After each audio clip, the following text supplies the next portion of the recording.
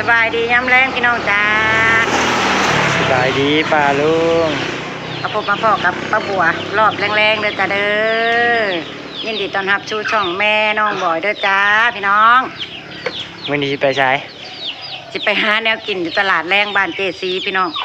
บ่มีแนวกินแรงให้น้องบอยพาไปก็สิแวะเอาเครื่องคายเล็กๆน้อยๆนะพี่น้อง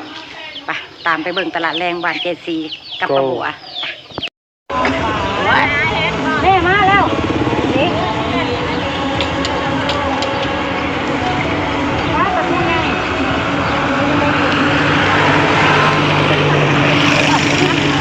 เอานุ่นปนี้ใจดีช่องจงไปแล้วอ้าวคือว่าจังสันโอ้ยมาทันว่ายังพักก่อนโอ้พักก่อนนอนทันว่าลูกจะไข่จะเลยกินตรงนี้ละเอาป่ะไปที่กินมียังได้พี่น้องมียังอะไรหรอตลาดนี้ปลาไปแล้วอีช่างพะโล้พะโล้ปลานี้บ่ได้เตรียมเขาไว้ซ้ำเมื่อหุงเอาโอ้เพื่อจะได้กินโอ้ยง่ายเดี๋ยวเนาะเอาไข่ปรุงอ่ะเนี่ยบุญนนไปนี่ก่อนสองเอาเบอร์ก้องโอ้ยสิเบิร์ดตัดซอยเอาไว้ก็ได้ให้กินไข่ปรุงอ่ะคนที่มาไล่คนไหนไอแอนวันนี้คนได้กลับบ้านว่าไม่ได้ไปหาเห็ดหาหอนมันบ่มีไปเพราะว่านี่กันชุดหวยชุดทองคนพ่อยังน้ำเปล่าน้ำต้องบอกกันเลยอีช่างไปปรุงข้าวขึ้นโอ้เอาขยะไป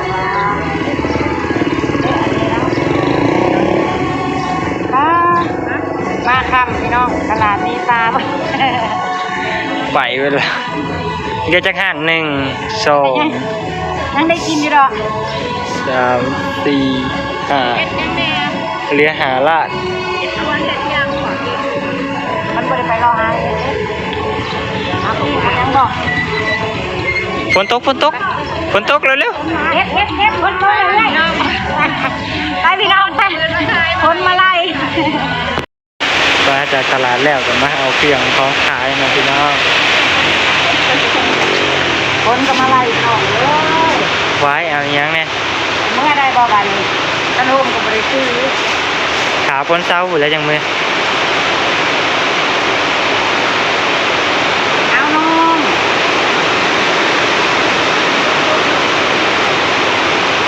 เอาน้ำเขีย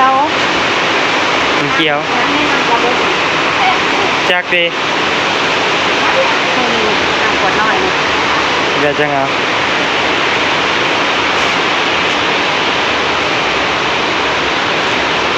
มันแคบหามุมกันเนี่ยไปไล่ขวดน้อยแล้วก็เป็นตามเราเบิ่งตุ้มฉันไล่ขวดน้อยจะมีเอางั้นเลยแล้วแพ็คขนมพวกอะไรได้บ่ได้เอาเบิ่งกันบ่พวกเทิงนั่นล่ะ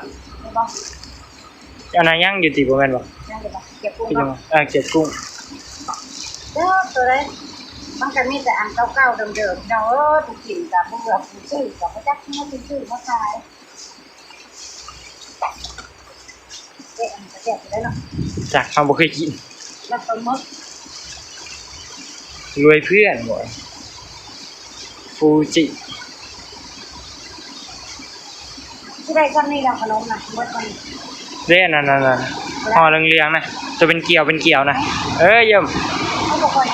แม่นบ่กินก็บ่เอามั้ยเอาบ่ฮู้เฮาอยู่จะเดินเพราะว่าอยู่ห่างยังมีลายแน่อยู่อย่าฟ้าวย่างตากล้องสิล้มตีลังกาเลยถอยมาเรื่อยๆจองให้ลูกมาไล่มานั่งขวดนอกเลย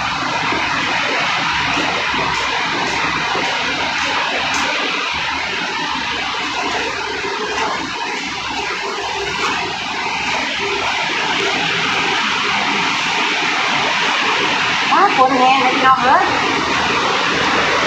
พี่น้องเศร้าแล้ว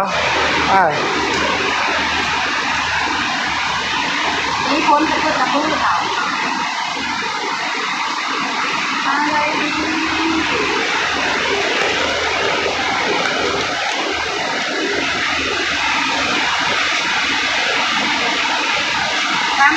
นวดร้องบ่มีบ่เบิดได้เดินโอ้ได้ค่าทางมา ฮะถ้าเสียวิชาไม่ได้เอายัง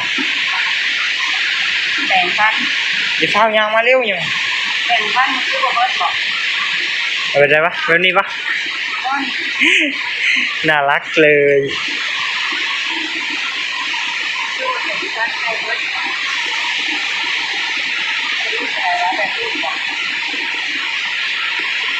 อันพอคนละที่มันมาทางกระบะเลยพี่น้อง ก็อย่าชัวไปไล่ เชื่อเงินมาจำแล้วเป็นคนหมดพ่อเลยจ้าแบบเขาบอกว่าเขาบอกเขาเอาทอดเอาจะมาเอายังเงินอยู่พ่อเพิ่นเนาะหวังเอาไว้บนพ่อแล้วเนาะ แบบนี้อยากใส่ยังมาใกล้ แม่ว่าปลากระป๋องไปที่ไหน ๆยังปลากระป๋องโรซ่า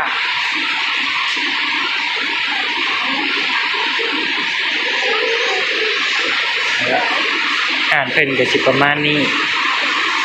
อ่านน้อยๆบ่ใหญ่ปานนั้นก็มีเกือบครบทุกอย่างแหละเกือบซ้ำเซเว่นน้อยนึง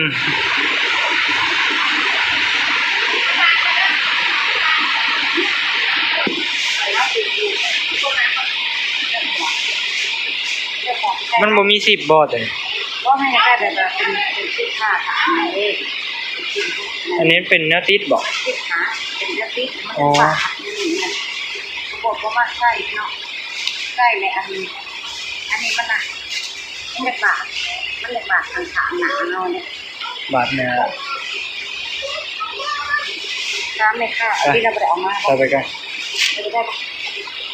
เย็บไปก่อนฮะโอ้สร้างดาวคู่เดียวให้ใส่แต่ดนละ นะ สร้างดาวคู่เดียวให้ก็ใส่แต่ดนๆแล้วยังบ่เบิด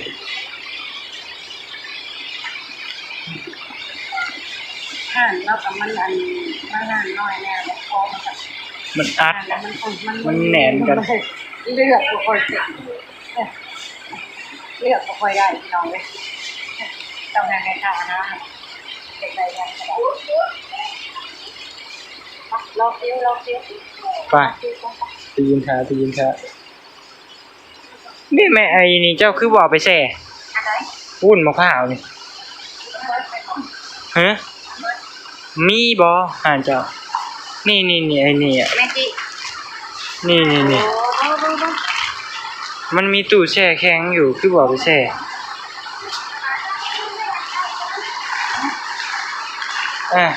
มันกำไรน้อยเดียว เขาขาย2 อันหาเว้ย แค่นั้นเลย2.5 บาทนะกำไรมันก็ได้ค่าแซ่นะต้นทุนมันสูงเลยนะ ขนมยังวะเว้ามือน่ะขนมโตมันเป็นใสคล้ายๆฟันโออันเด้ม่วงๆน่ะเขาเจ้าทำหาเท่าได้มื้อเลยโอ้ฝนกระตกไปหาเบิ่งดู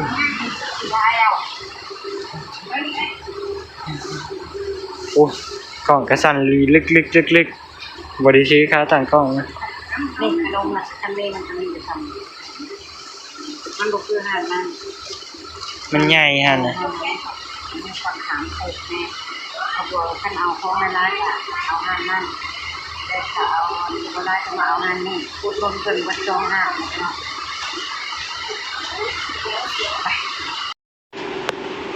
คิดค่าเสียหายบัด แค่การเสียหายเขาจะเอาเงินพอบ่ได้ต้องให้ที่เอาต้มหน่อยเร็ว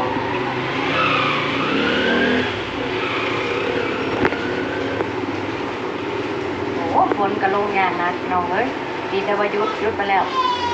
ดีแต่โบเฮิง เปียกแปด เมื่อนี่จะบอทาง ซ้ำสิเปื้อนนะใครเนี่ยจะทางปูเนี่ยทางซีเมนต์ทาง 3,000 กิก เซ็นแล้วเหรอ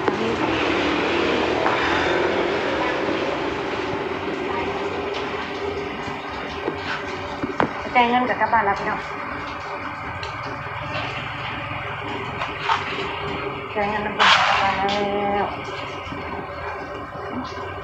ไปละ ตำรวจก็จะได้เก็บภาพบรรยากาศ